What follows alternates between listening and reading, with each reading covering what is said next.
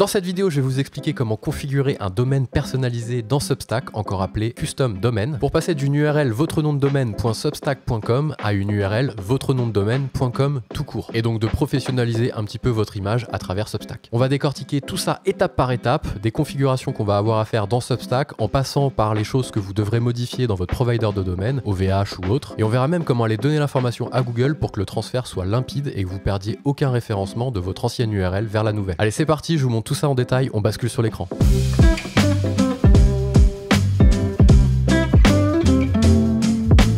Voilà, on a basculé sur l'écran, on se retrouve sur une newsletter Substack que j'ai créée pour l'occasion, pour se balader un petit peu, faire des tests. C'est ce que vous retrouvez vous de votre côté. Vous êtes connecté à votre newsletter Substack, donc en théorie vous devez avoir le bouton dashboard. Si vous ne le voyez pas, c'est juste que vous n'êtes pas logué à votre newsletter dans le back-office en tant que propriétaire de la newsletter Substack. Donc pour aller faire les modifs, tout va se passer au niveau de dashboard. Si vous l'avez en français, je crois que c'est tableau de bord tout simplement. Ensuite, vous tombez là-dessus, vous avez tout un tas d'onglets. Il va falloir aller dans Settings, et dans Settings, vous aurez l'information des domaines personnalisés au niveau ici du sous-menu domaine. Donc soit vous déroulez jusqu'à trouver l'information, mais comme c'est assez riche en personnalisation Substack, autant cliquer directement sur domaine. Attention de ne pas confondre ici Custom Domain à ce que l'on retrouve dans la zone de danger ici où vous allez pouvoir changer votre sous-domaine. Ça, il faut absolument pas le faire, changer votre sous-domaine, parce que vous allez juste changer le début, vous pouvez juste changer le début de votre domaine Substack. Donc là ici sandboxbca.substack.com, vous allez juste pouvoir changer sandboxbca. Et attention, dans certains cas, vous perdrez la redirection des anciennes URL vers la nouvelle que vous modifierez. Donc en gros, si votre newsletter s'est appelée sandboxbca.substack.com pendant plusieurs années, toutes les URL que vous avez partagées à droite à gauche sur Internet auront toujours http www.sandboxbca / le nom de votre site, peu importe, ou le nom de votre article. Eh bien, toutes ces URL-là, si vous changez votre préfixe de domaine, que vous faites ici, on va casser le lien. Ça veut dire que si quelqu'un clique sur un ancien lien, ou si le robot Google, du coup, pour aller venir indexer votre site, voit un ancien lien, il va avoir un message d'erreur et donc ça va largement vous pénaliser. Donc vraiment à prendre avec des pincettes. C'est pas du tout ce qu'on montre aujourd'hui. Ce qu'on montre aujourd'hui, c'est vraiment les domaines personnalisés que vous allez retrouver ici au niveau de domaine. Ok ? Donc là, il vous explique, connectez votre propre domaine à Substack pour passer d'une URL ici sandboxbca.substack.com à sandboxbca.com tout court, si vous êtes bien propriétaire du domaine sandboxbca. Il faut que vous soyez propriétaire du domaine que vous mettez ici, bien entendu, par ailleurs, c'est obligatoire. Si vous lui mettez ici dans Add Custom Domain quelque chose de complètement farfelu, que vous n'avez pas acheté, que vous n'êtes pas propriétaire, ça ne fonctionnera pas, puisque la deuxième étape, ça va être de mettre un enregistrement sur votre provider de domaine, sur votre fournisseur de domaine, OVH, GoDaddy, One and One, ou que sais-je. On va voir tout ça ensemble après. Donc là, la première chose à faire, c'est de cliquer sur Add Custom Domain. Vous allez cliquer dessus, et il va vous dire, pour ajouter un domaine personnalisé, il faut lâcher 50 $. C'est comme ça, il faut payer. En tout cas, c'est une fonctionnalité payante pour le moment à l'heure où je tourne cette vidéo là le 4 décembre sur Substack. Donc il faut que vous mettiez votre carte bancaire et que vous validiez pour débloquer le domaine personnalisé. Vous mettez vos petites informations, numéro de carte et compagnie, je vous explique pas comment faire, vous savez faire. Vous cliquez sur Unlock Custom Domain et là vous allez tomber sur une page, je vais pas le faire parce que je l'ai déjà fait, une page qui vous dit qu'est-ce que vous voulez choisir comme URL, qu'est-ce que vous voulez mettre comme URL cible pour que ça ne soit plus sandboxbca.substack.com mais autre chose. Vous voulez mettre quoi? Il va vous demander. Soit vous mettez une URL entière, donc là moi en l'occurrence ce serait sandboxbca.com, soit un sous-domaine. Un sous-domaine, c'est qu'il y a quelque chose avant, donc vous pouvez très bien mettre news.sandboxbca.com. Si vous avez déjà un site internet avec votre URL entière sandboxbca.com par exemple, ou votre nom de domaine.com, peu importe, mais que vous voulez le garder, vous voulez pas le remplacer, mettez un préfixe avant, news par exemple, ou substack.votre nom de domaine.com pour pouvoir garder votre site vitrine et la partie newsletter dans un sous-domaine pour que ça reste cohérent avec votre logique globale de communication. Moi, sur mon site, j'ai mis news.monadresse, etc.com, ce qui fait que je ne redirige pas le domaine racine, je redirige un sous-domaine. Donc tout ça, en fait, vous le choisissez une fois que vous cliquez sur Unlock, il vous demande juste qu'est-ce que vous voulez mettre comme domaine ou sous-domaine. Et ensuite, vous tombez sur une configuration qui vous donne un enregistrement DNS à mettre côté provider de domaine chez vous. Donc vous allez aller vous connecter derrière, je vais vous expliquer tout ça, au site qui gère votre domaine, au site sur lequel vous avez acheté votre domaine pour mettre cet enregistrement-là, cible, pour pouvoir faire le lien en fait entre Substack et votre domaine que vous avez acheté au préalable. Moi, pour répondre à la question, j'ai mis un préfixe, j'ai pas mis www.lememo.co, j'ai mis www.news.lememo.co. Si vous regardez ici, www.news.lememo.co. Les 3 W sont hyper importants. on en parlera après, Substack ne fonctionne qu'avec des domaines 3W. Et après ça change rien, c'est pas très grave, on redirigera juste, mais ça on l'expliquera aussi. Comment rediriger le domaine cible, racine, news.lememo.co vers www.news.lememo.co. Donc ça on le fera sur côté provider de domaine. Il vous donne ici cette petite fiche d'enregistrement qui vous dit, vous allez envoyer www.news vers ce target domaine de Substack. Ça il vous le donne, vous le copiez précieusement. Vous allez sur votre provider de domaine, ici moi je suis sur OVH, j'ai pris un domaine peu importe lequel, donc ça veut dire que si je me mets sur mon domaine activité.co, ça veut dire que le sous-domaine ou le domaine que j'aurai chez Substack aura donc activité.co dans son URL. Soit quelque chose avant, soit juste activité.co dans son URL. Et là je vais faire ce que j'appelle ici dans zone DNS, une nouvelle entrée DNS, et je vais aller chercher le type d'entrée CNAME. Ça c'est pas un secret, de toute façon il vous le dit au niveau des réglages ici. Go to your DNS provider and create a CNAME alias by copying the exact setting. Donc connectez-vous à votre provider de domaine et copiez précisément ce qui vous donne ici en alias CNAME. Donc là vous voyez, pas de secret, lorsque j'ai fait ajouter une entrée, j'ai bien sélectionné CNAME. Ici, si vous souhaitez que votre newsletter Substack soit juste l'URL racine, donc activité.co, vous laissez vide et vous passez directement et vous copiez-collez votre cible ici, d'accord? Si vous voulez qu'il y ait un préfixe de sous-domaine, vous allez mettre ici news par exemple, d'accord? Ou en tout cas plutôt www.news. C'est hyper important puisque c'est vraiment de là que tout part. Il faut rajouter le 3W dans votre direction. Donc 3W pointe vers ce truc-là. Donc là, si vous voulez faire comme moi et mettre un sous-domaine, vous mettez 3W ce que vous voulez ici, en fait, hein, tout simplement, ce que vous voulez ici, avec des fautes, c'est encore mieux. Hop. Ou alors 3W substack.substack, voilà, hop. Et vous venez pointer l'enregistrement là-dessus.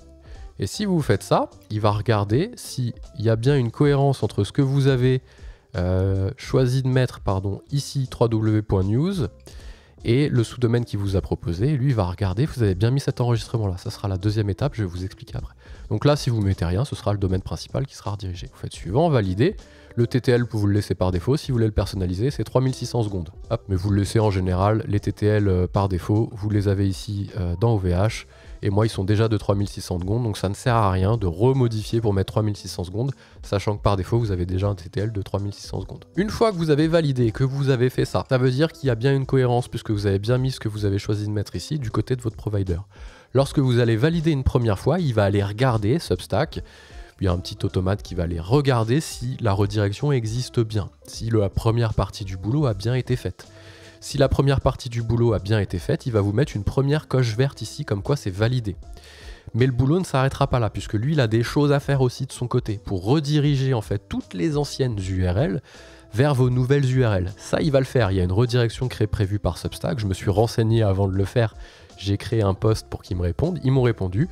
Rassurez-vous, si vous rajoutez une URL à vous, www.news.lememo.co, toutes les URL d'avant, moi mes URL avant c'était activité.com, bref on s'en fiche, eh bien elle va toutes les rediriger, ce qui fait qu'il n'y a rien qui sera perdu. À cette étape-là, ne vous inquiétez pas, votre site sera disponible et sera accessible avec deux URL différentes, puisque la redirection n'aura pas été encore faite, faite encore du côté de Substack. Donc votre site sera accessible avec votre ancienne URL, votre nom de domaine .substack.com, si vous cliquez vous y accéderez, et votre nouvelle URL, puisque vous aurez fait votre boulot de votre côté, ce qui fait que votre nouvelle URL que vous avez configurée sera bien accessible, mais lui, Substack, il a des choses à faire. Et il les fait pas tout de suite. Je présume d'ailleurs que c'est quelqu'un d'humain derrière qui vient faire les modifs, c'est d'ailleurs pour ça qu'il valorise ça 50 $, ça c'est ma propre conclusion, hein. Ça veut pas dire que c'est forcément vrai, c'est moi qui en déduis ça. Donc là, une fois que c'est fait, il va vous dire on vous prévient par email quand la redirection a été faite, ce qui fait que le site ne sera plus disponible qu'avec une seule URL et pas deux. Donc il vous dira votre ancienne URL, vous voyez, si moi je tape sur activité, c'était mon ancienne URL, .substack.com, votre nom de domaine .substack.com. Si vous faites enregistrer, il y a une redirection qui va se faire dans la barre d'adresse. Je vous remonte si vous voulez qu'on aille regarder bien dans la barre d'adresse en haut, activité.substack.com, il va se transformer en news.lememo.co. Et ça, vous ne pouvez pas le faire à sa place, parce qu'il n'y a que le propriétaire du domaine qui est habilité à faire cette modification. Donc c'est à Substack de faire une redirection de type 301. Ils vont faire une redirection racine, ce qui fait que toutes les URL qu'il y a derrière, parce que si on prend un article ici, vous avez le préfixe plus derrière, que s'est-il passé chez OpenAI, etc. Donc il va rediriger lui toute la racine, ce qui fait que ça va automatiquement rediriger toutes les URL, rassurez-vous, c'est bien fait. Donc ça, une fois que c'est fait, il vous envoie un email, et lorsque vous irez sur votre ancienne URL, elle ne sera plus disponible. Mais pendant un laps de temps, vous avez bien les deux qui seront accessibles en parallèle. C'est un peu dangereux que ça dure trop longtemps, c'est pour ça que c'est souvent assez rapide et Substack le fait assez rapidement. Donc une fois que c'est bien disponible avec une seule URL et que c'est bien redirigé, vous pouvez aussi vous connecter sur Google Webmaster Tools pour prévenir Google que vous avez changé votre site. Si vous l'aviez référencé, on peut le faire sur Substack, hein. Au niveau des réglages, je vais me remettre ici au niveau des réglages, hop, settings, normalement vous avez quelque chose, c'est pas referrals, c'est au niveau de, voilà, c'est au niveau d'Analytics, pardon, vous pouvez très bien connecter un Google Tag Manager ID, Google Analytics, ce qui fait que vous connectez en fait votre site pour mesurer ses performances directement dans Google Analytics ou Google Webmaster Tools. Si vous ne l'avez pas fait, passez cette étape-là, ou alors faites-le, parce que c'est toujours bien de mesurer les performances du site avec Google Webmaster Tools. Donc là, vous vous connectez sur votre Google Webmaster Tools, si vous avez un compte Google, sinon prenez un Gmail, peu importe.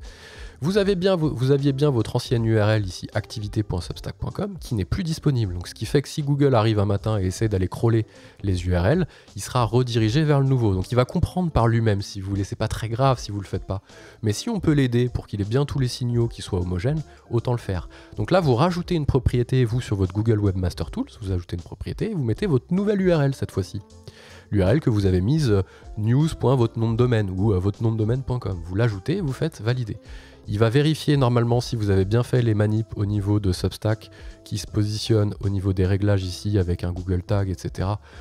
Il y a je vous explique pas là comment le faire, mais comment connecter Google Webmaster Tools directement à votre site Substack. Voilà, normalement si vous avez une autorisation qui est faite, vous avez Learn More ici, vous voulez apprendre comment le faire. Donc là vous l'ajoutez, mais si vous l'aviez déjà ajouté avant, il va s'ajouter automatiquement, vous n'aurez rien à faire. Donc vous aurez les deux propriétés qui seront là en parallèle. Une ici qui ne va plus rien mesurer et une nouvelle qui va commencer à mesurer à partir du moment où vous avez fait le changement. Et donc là, vous allez simplement aller dans les paramètres de l'ancienne, ici, vous mettez sur l'ancienne, paramètres, et vous faites déménagement, changement d'adresse. Comme si vous changiez, que vous déménagiez, que vous préveniez la poste qu'il faut rediriger votre courrier. Ben, c'est un peu pareil. Ici, vous prévenez Google qu'un matin, il va arriver et qu'il accédera plus, il sera redirigé vers un autre site. Mais c'est normal. Et il faut lui dire à Google que c'est normal. Comme ça, vous perdez rien en référencement. Et vous dites juste, ici, moi, je l'ai déjà fait la migration, donc vous donnez juste votre nouvelle adresse. S'il trouve une redirection derrière qui a été faite des deux côtés chez vous et chez Substack, ce qu'on vient de voir juste avant, il va vous dire « Ok, les redirections sont bonnes, je valide le déménagement ». Et comme ça, vous aidez Google à comprendre ce que vous avez fait de votre côté. Ça, c'est la petite astuce. Ensuite, il y a une chose hyper importante, je l'ai expliqué. Lorsque vous redirigez ici votre nom de domaine personnalisé vers Substack, donc désormais, vous avez news.lememo.co, vous avez bien mis 3W. Et c'est hyper important de le faire, vous ne pouvez pas y échapper. Sauf que derrière, s'il y a des gens qui tapent ici, hop, https news.lememo.co, ils vont certainement tomber sur quelque chose de complètement fou. Il y aura une erreur en fait. Il faut que vous redirigiez aussi l'URL sans 3W vers l'URL avec 3W. En général, on fait l'inverse. Mais là, il faut faire dans ce sens-là. Donc vous allez faire une redirection côté OVH.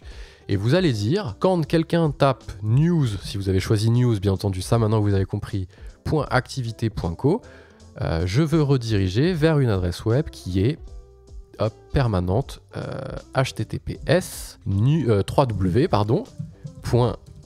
.news.activité.co. Voilà, et vous faites suivant et vous validez. Je le fais pas parce que sinon ça va mettre le bordel, surtout qu'il n'y a rien derrière.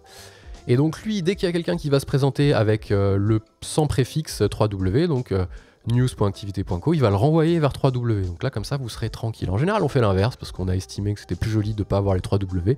Et là, Substack impose d'avoir les 3W, donc il faut impérativement que tous les URL qui n'ont pas le 3W, enfin en tout cas celle-ci, racine, ce qui fait qu'ensuite vous vous retrouvez avec un site tout beau, tout neuf, avec une nouvelle URL, qui est vraiment une URL personnalisée avec votre domaine ou votre sous-domaine, et comme ça vous donnez une image plus professionnelle, et surtout, si demain vous décidez de changer de fournisseur de newsletter, que vous ne souhaitez plus utiliser Substack, mais je ne sais pas moi, autre chose, pas TinyLetter parce qu'il s'arrête, d'ailleurs on en parlera dans les actus de vendredi, autre chose, je sais pas, n'importe quel outil, GetReview, que sais-je, eh bien vous êtes libre de faire vous-même vos propres redirections. Parce que si vous changez de provider de domaine, vous allez pouvoir faire une redirection comme on vient de le faire, si tant est que Substack propose cette fonctionnalité-là. On n'est pas à l'abri, on n'est pas chez nous.